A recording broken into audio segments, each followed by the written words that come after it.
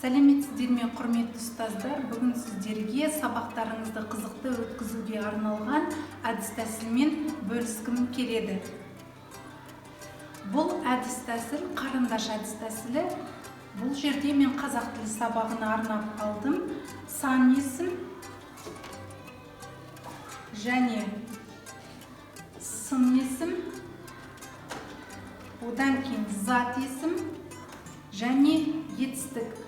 Бұл үлкен қарындаштардың ішіне мұнда көптеген сөздер жазылған, кішкентай қарындаштарға көптеген сөздер жазылған, яғни бұл ішінде сұрақтарға жауап беретін сөздер. Осы сөздерді оқи отырып, бала 10-шы, мұғалім, 31, 7-ші деген сөздер қарындаштарды алып, өзіне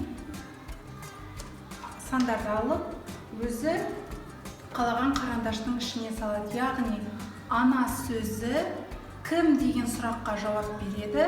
Бұл зат есім. Бұл қарындашты алып, зат есімнің ішіне салады.